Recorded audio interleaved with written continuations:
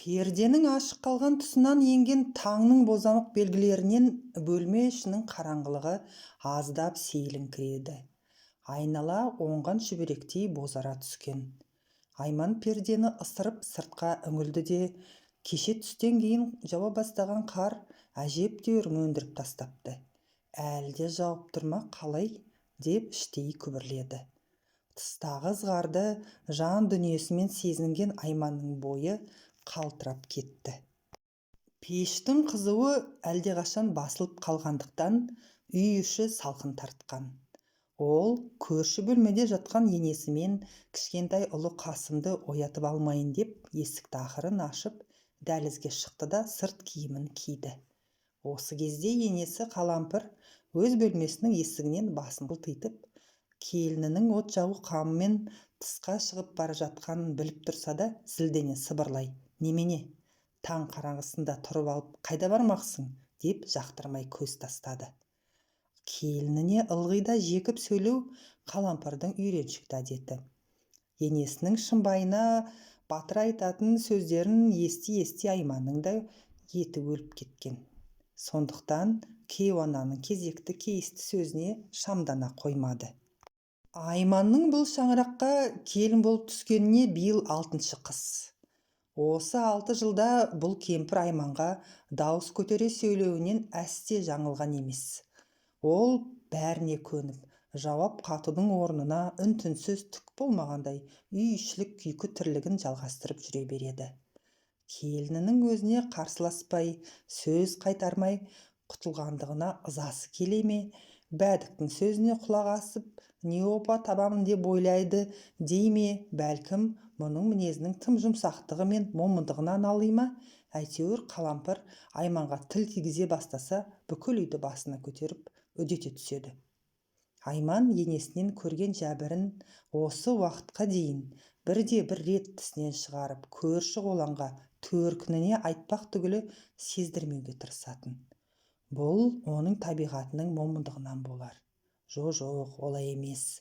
Қанша жерден қолға үйренген қоңыр қозыдай жуас болғанмен, тіл барда ішкі сарайдағы сұрықсыз мұңды сыртқа шығарма мүмкін емес қой.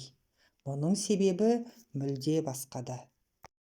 Ол енесі қаншама зіркілдеп жатса да, өзін іштей жақсы көретінін, жүрегінде келінін өзімдікі, менің келінім деп емендеу сезімі бар екенін терең түсінетін. Оның үстіне кімде-кім өзінен туғанға жекіп сөйлесе, ол сөз көңілге таяу түсірмейтінін, ал өзінің құрсағынан шықпағанға дауыс көтеру жүрекке ауыр тиетіні әлімсақтан қалыптасқан қағида екенін білетін Айман енесінің өмірдің осы бір заңдылығына қарсы өз шама-шарқынша күрес жүргізіп келе жатқанын анық байқайтын.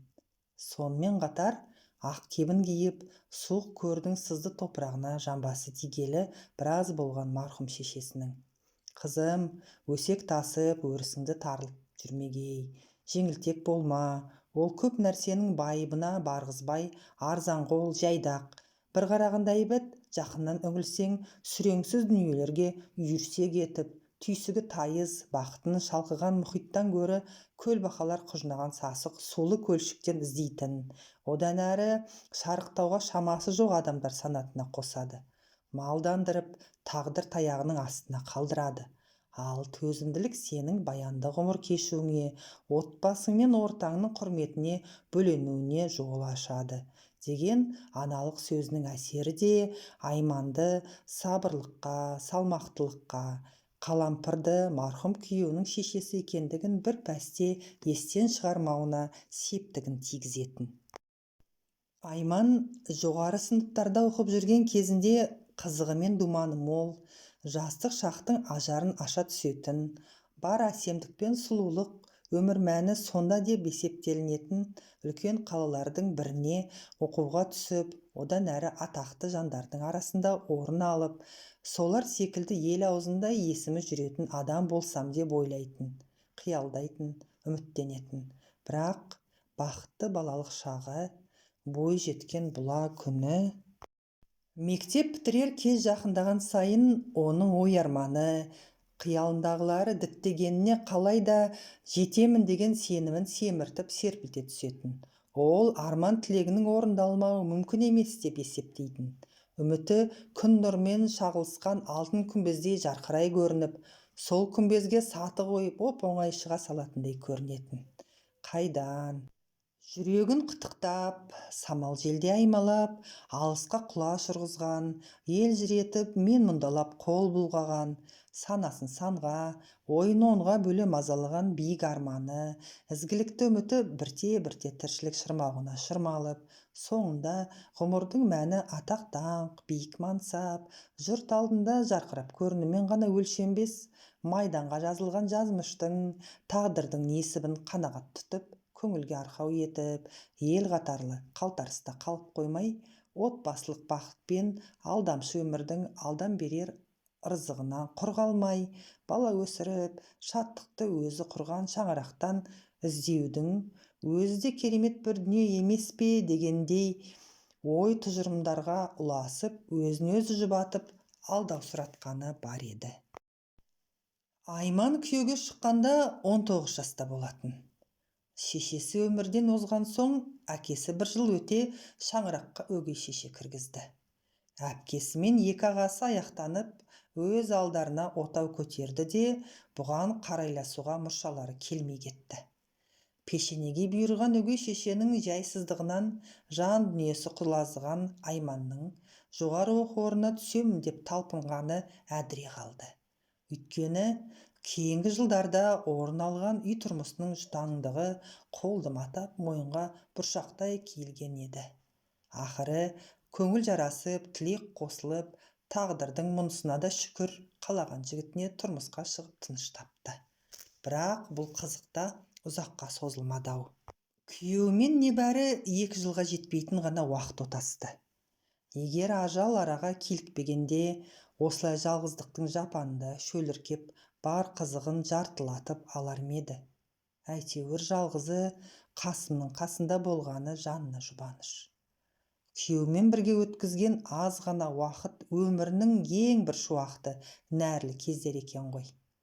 Нұрбақ Айман дегенде құрақ ұшып, құрметпен қарауы күн өткен сайын арта түскен.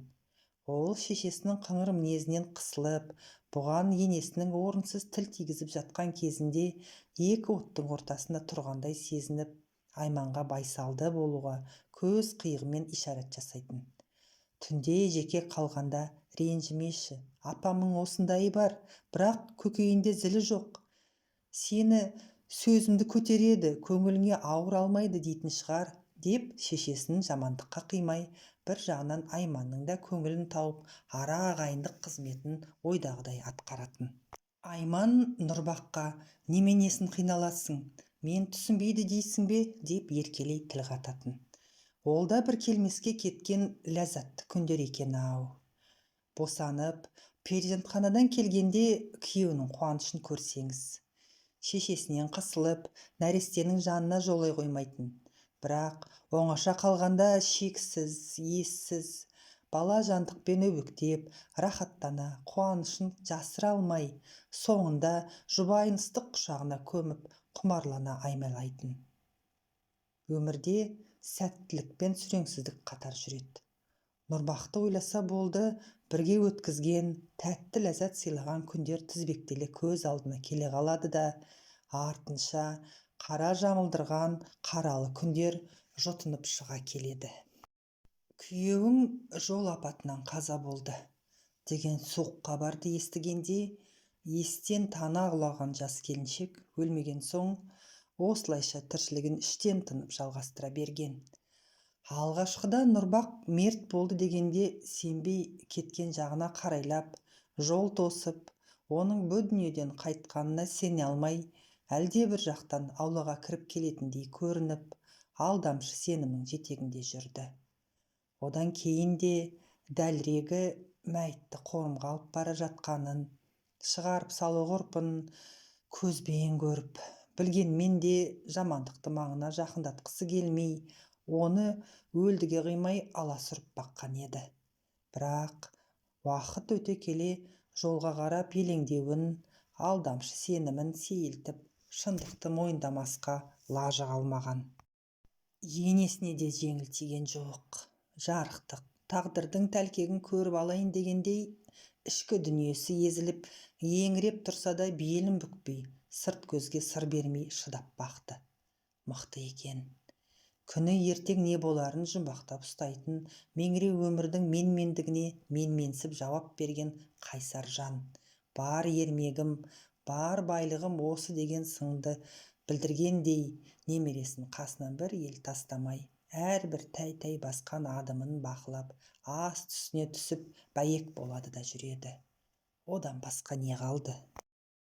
Қаралы күндердің қабағы ашылмай, түңілігі түрілмегеннен қайғыға бірте-бірте еті үйреніп, күрсіне бәріне де лажсыздан көне білгенге дейін ене тарапынан туындайтын кейісті үн біршама үзіліп қалған еді. Дегенмен күн өте ененің үстемдігі қалпына түсті. Алайда бұл үстемдік арақатынасты алшақтатпай қайта жақындастыра білді. Мұның сыры ортақ қайғының жүгін екеуі тең бөліп көтергендерінде жатыр еді. Енесі сыртқа қазымыр көрінгенмен шын мәнінде жомарттыққа қара жаяу еместі. Отбасының азын-аулақ қаржысы осы үйге келін болып түскелі Айманның қалтасында. Керек-жарақ азық-түлік сатып алу өзінің еншісіндегі іс. Мұндай істерге енесімен ақылдаспақшы болса, өзің білсейші, қашанғы мені айландыра бересің, деп тізгініне жармаспайтын, оны мұныға киліге бермейтін. Келін мен бала үй-ішілік тірлікте үлкендермен ақылдасып отырмаса, оларды басыну керек етпей отбасынан оқшаулап бөліп тастау деп санайтын Айман, алда-жалда өздерің біліңдер десе де көңілі үшін бір мезгіл мән-жайдан хабардар етіп отыру керек деп ұғатын. Айман бұл жағынан келгенде ағаттыққа бармапты. Қалампыр зейнетақысын алған күні той-томалақ, өлім-жітімге барғанда кәдеге беретін азын-аулақ теңгені алып қалады да, қалғанын мұртын бұзбай келініне ұстатады. Бұл отбасы қаржыдан кемдік көрген емес. Қалампырдың зейнетақысы шай-пұлға жетсе, басқа да қажеттіліктерге қолдағы 30-ға жуық майда мал мен сүті қою 2 сиырдың өнімі төтеп береді. Нұрбақ мұғалімдік қызмет атқарып жүргенде еңбек ақысын жинап, тағы біраз уақ мал сатып алмақшы болып еді, шешесі, қой балам, осы қолдағаны кемітпей, сол күйінде ұстап тұрсақ та болады. Көбейген сайын бейнеті де арта түседі. Өзі мектептесің, мен болсам қайбір жетісіп жүр дейсің. Айналып келіп мал күтімі Айманға жүктеледі. Қазан ошақтың тірлігі тағы бар, деп тоқтатып тастаған. Міне, осылайша бұл отбасы осы қолдағы малдың басын кемітпей, не көбейтпей жылдағы өнімін жаратып күндерін көріп келеді. Қалампыр Айманды осы уақытқа дейін Айман немесе келін деп атаған емес, тек қызым дейтін. Айман алғаш келін болып түскен жылы енесінің қызым, ананы сыйламау азғындық. Шешеңнің өлген күнін ұмытпай, әзір мүмкіндік бар ғой, төркініңе бір қойыңды, тәтті-пәттіңді, нан-паныңды алып барып, ағайындарды жинап, Құран оқытып, оны бір жылмен ғана шектемей, әр жылы қайталап тұратын бол. Мен қолымды қақпаймын. Шешемнің әруағын оятып еске аламын. Бұл менің оған көрсеткен құрметінің белгісі ғой деп ойлайтын адамға қарсы болады деймісің. Шешең байқұс қызыңды көре алмай кетті, деген сөзі Айманның құлағында шешесі қайтқан күні жақындағанда жаңғыра түсіп, төркініне енесін ертіп барып, ағайын туыстарын жинап, анасына Құран бағыштатып қайтатын. Оның үстіне енесі марқұм баласының құлағына қайта-қайта құйып жүріп, балам-ау, әйелінің анасын сыйламасаң, әйелің мені сыйлар деймісің? Бар, Құдағидың басына жұрт қатарлы қоршау орнат. Ол да сенің шешең ғой. Екі қайнағаң мен қайынбикеңнің мүмкіндіктері болмай жүрген шығар, деп шешесінің басына белгі орнатуға мұрындық болғанда, өзге емес осы Қалампыр апасы. Осының бәрін көңілінің жылы жеріне сақтаған Айман, енесінің қайрап, ысыла түссін, тірлігіне мығым болсын деген пиғылмен дауыс көтеруін қалай ғана көңіліне ауыр алсын. Енесінің қадірі Айман үшін күннен күнге арта түскендей. Осыдан 2 апта бұрын Қалампыр апа тұмауратып, қызуы көтеріліп, ауруханаға түскенде Айман енесінің орны опырылып, өңірейіп қалғанын сезді. Қашан үйге келеді екен деп тағатсыздана күтіп, сол кеткеннен қайтып келмейтіндей үрейленіп, жан дәруі жалғызы жанында болса да ішкі дүниесі құлазып, шыдамы таусыла, әрнені бір ойлап, Қасымды құшағына қыса, білдірмей көз жасына ерік берген еді. Енесі 10 күн ауруханада жатқанда Айман күн құрғатпай барып тұрды. Апасы оған күн сайын келе бермеуін ескертсе де, онысын тыңдамай, ыстық тамағын мен сүт майын үстемелеп алып барумен болды. Келінінің келуін тоқтатпасын білген Қалампыр бірде: «Қызым-ай, өзінен басқа маған қарайтын кім бар?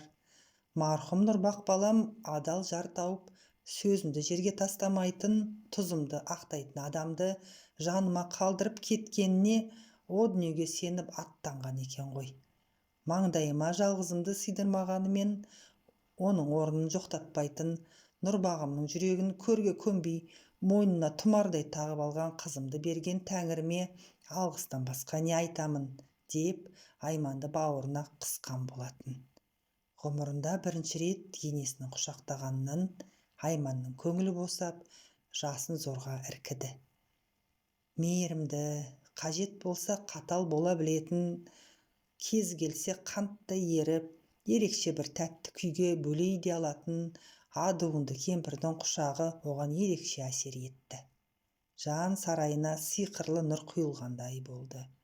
Сол сәтте бейне бір өз анасы тіріліп келіп, маңдайынан сипағандай болды.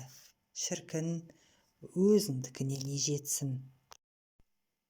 Күйеуінің жылдық асын атқарғаннан кейін әкесі мен өгей шешесі, ағайындар, ауыл ақсақалдары жиналып, жалғыздық Құдайға ғана жарасады, реті болса, теңі табылса, жолынан қақпай келініңізге рұқсат беріңіз деп Қалампырдың алдынан өткен. Енесі: «Рұқсат Алладан болсын, жас адамды үйде қамап ұстамаймын, еркі өзінде» деп келісімін берген. Кісі аяғы басылғаннан соң екеуі оңаша қалғанда кейуана: «Қызым, көзді ашып жұмғанша уақыт шіркін демдемес пе? Бір жылда өте шығыпты. Енді өз билігің өзіңде. Сөз салып келгендер болса, менің көңіліме қарамай бақытыңды тап. Мен үйден қуып отыр деме. Менікі сенің жайыңды ойлағандық» деген. Айман жүзін төмен салып: «Апа, бұ не дегеніңіз? Сізді тастап қайда бармақпын? Нұрбақтың отын өшіріп, не опа таппақпын? Осы үйден шығып ешқайда бармаймын» дегенді. Сонда Қалампыр кемсеңдеп: «Иә, саған да қиын. Сені мазалап тұрған Қасымның жайы болар. Балаға өзінің туған анасынан артық кім бар? Екеуіңді ажыратпаймын.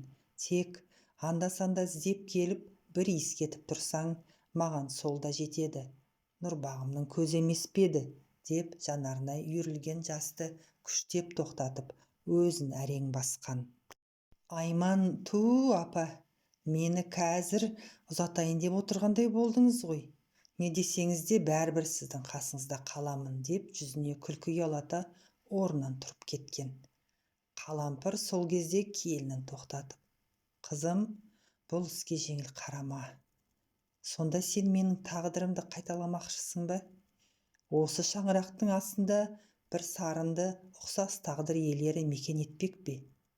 Жалғыздықтың отына күйіп, аязына тоңып, аптабында шөлдеп, жалғыздың қамымен 50 жылға жуық өмірімді өткізіппін. Осы аралықта не көрмедім? Ғұмыр болған соң неше түрлі тауқымет, арқаңа батар азап пен қынжылысты қиындықтар кездеседі емес пе? Бірақ бұлардың ішінде ең пәрмендісі жалғыздықпен жазалану екен. Бұл жалғыздық деген жалмауыздың құзырында өмірін өткізген менің пайымым. Дегенмен сол бір сарында сарғып өткен, өзім сүреңсіз жылдар деп есептейтін кездердің де өзіндік қуанышы, алданышы, шамшырақтай жарқыраған үміті болды. Оның бәрін жоққа санасам күпірлік болар. Тағдырдан алған аз ғана сыйымды қанағат тұтып, малдануыма Нұрбағым себеп болды. Барлық қуанышымды баламнан күттім. Сен босағамнан аттағанда еңбегім жанды, сүтім ақталды деп сыртқа сыр бермесем де, іштей масаттанып құлпырып жүредім. Тәңірім көп көрді ме, аяғы осылай болды.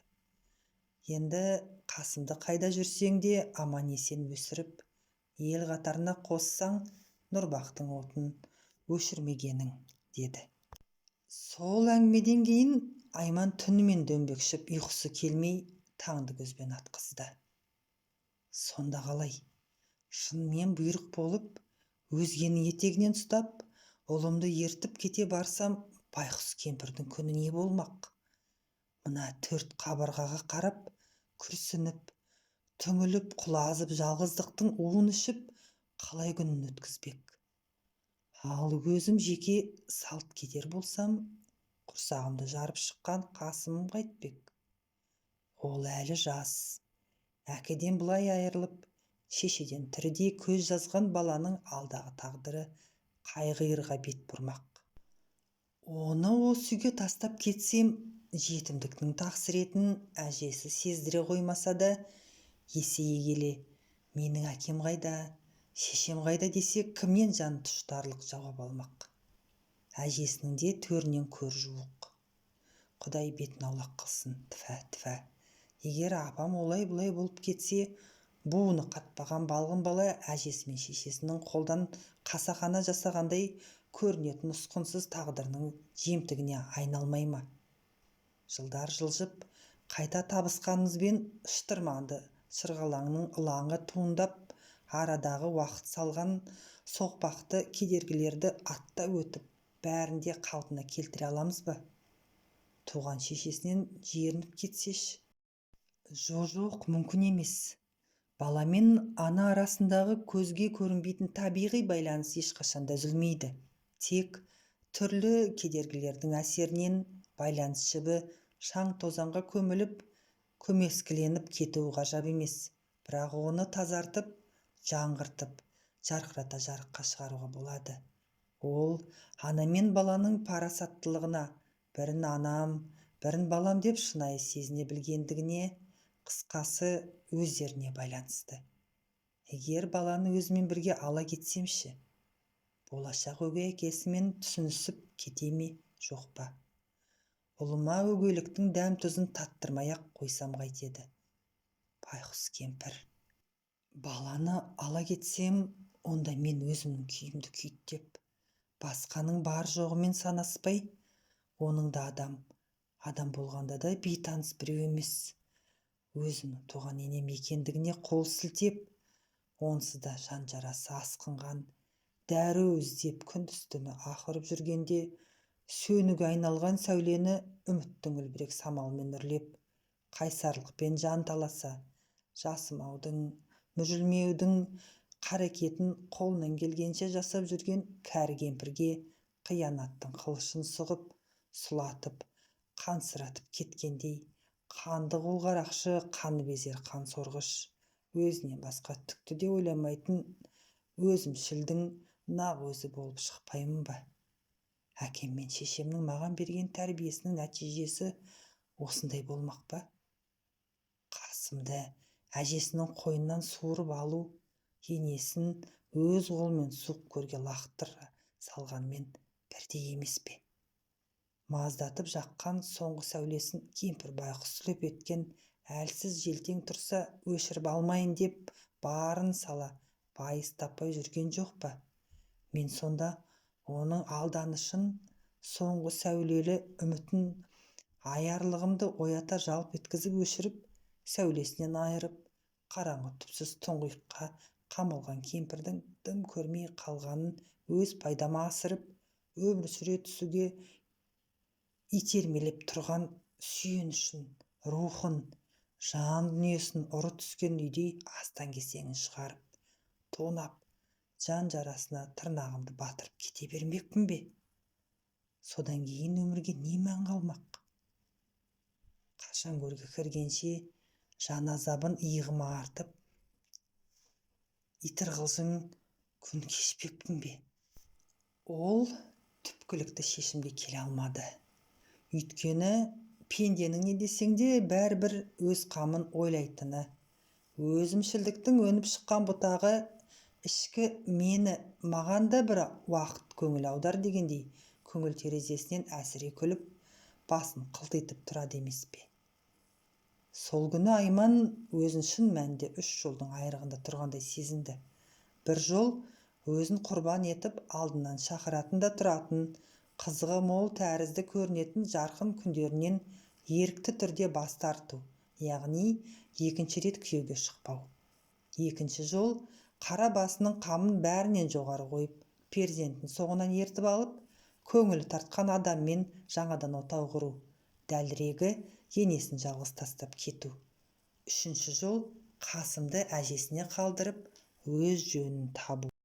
Нұрбақтың жылы өткеннен кейін сөз салушылар табыла бастады. Бірі абысына жындары арқылы емеурін білдірсе, бірі тура үйге келіп, мән-жайларын түсіндіріп, Қалампырдың алдынан өтетін. Не десе де соңғы нүктені қоятын, шешімді айтатын Айманның өзі еді. Орай келіп тұрса да, Айман біріне де келісім берген жоқ. Қалампырда келініне бір-екі рет бағыңды байлама, маған алаңдама дегені болмаса, одан арыға бара қоймады. Сөз салушылардың көбісі таныс, көршілес ауылдардың адамдары еді. Сөз жата ма, біреуден біреу естіп дегендей, танымайтын, алыс жақтардан да келгендер болды.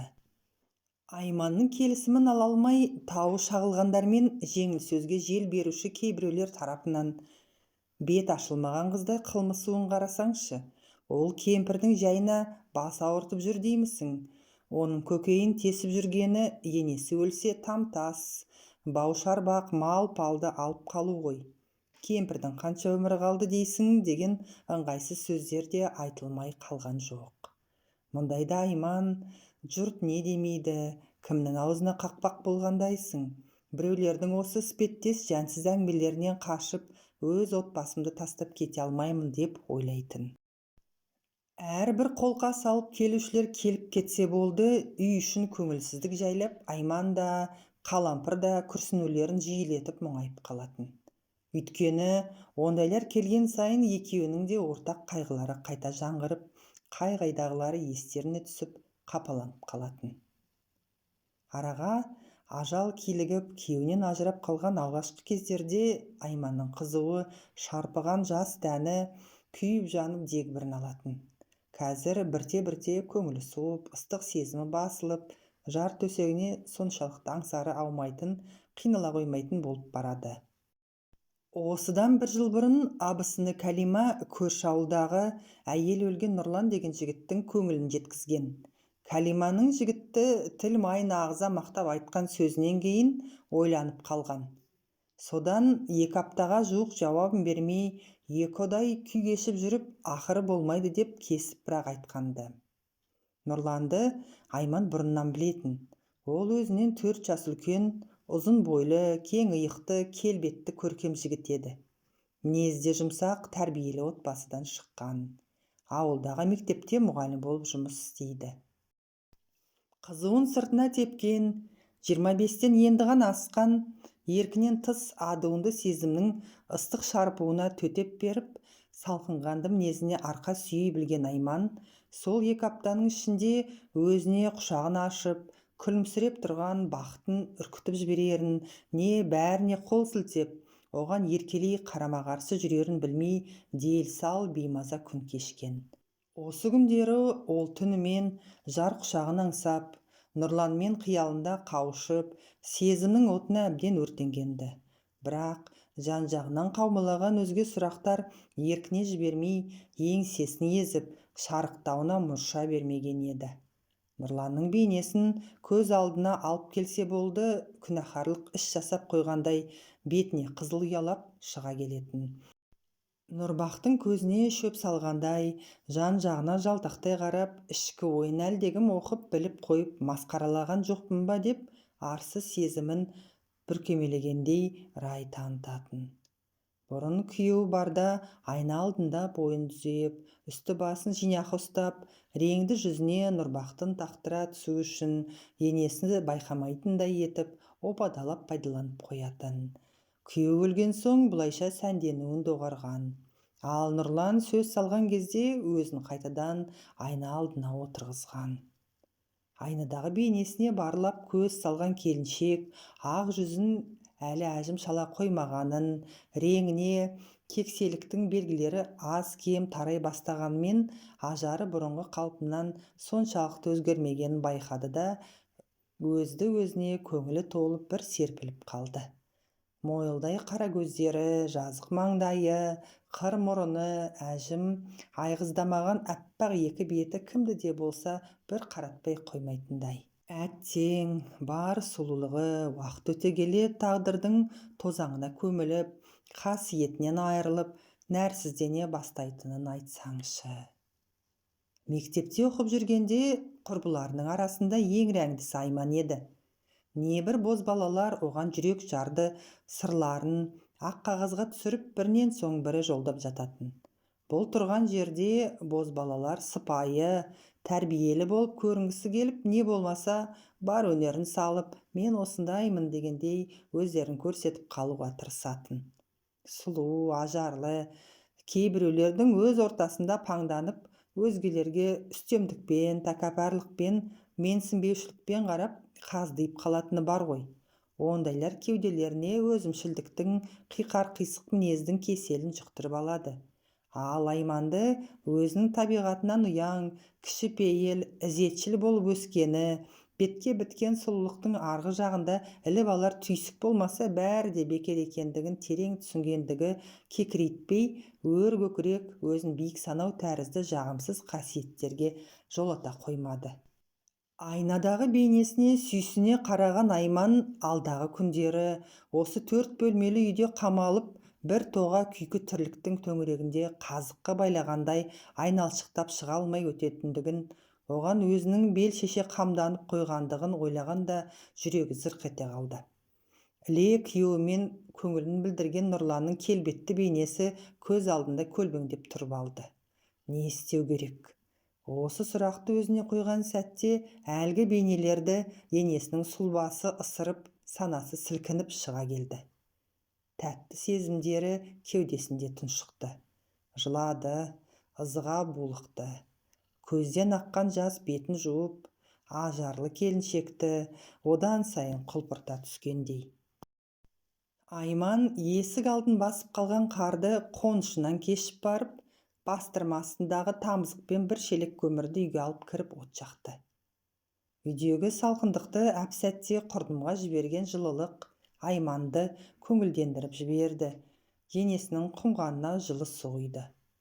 Жаңа ғана сырттағы суықтан денесі тітіркеніп, зып беріп ішке кіріп кеткен Айман қайтадан аңсары тысқа ауып, жылы киімдерін, етігін киіп далаға шықты. Қыбыр еткен жан көрінбейді. Тіршілік атаулы қалың қарға көміліп жоғалғандай. Салқын, таза ауаны құмарта жұтып, тынысы ашылған Айман екі жағына елікте елеңдеп қарады да, ешкім қарап тұрмағандықтан еркінси әппақ қарға еркелегендей құлашын жайған күйі жас балаша құлай кетті де, о жақ бұ жағына рахаттана аунады. Аспандағы сирей бастаған жұлдыздарға қол соза әлдене дегендей болды. Енесі үйден шыға келіп, мынаған не көрінген деп ұрсып жүрер, әлдекім көріп, жын ұрған ба деп күлер деген қауіп санасына кіріп шықпады. Ол бар дүниені ұмытып, мына кіршіксіз ақ үлпек қар мен енді ғана туып келе жатқан бозғылт таңның ерке қызындай ғашықтық пәк көңілмен елжірей елітіп, бір сәтке жалғанның қисынын тауып, қиюластырып тоқыған тікенекті торынан азат болғандай. Еш нәрсе ойлағысы келмеді, бірақ ойдан қалай қашып құтылмақ?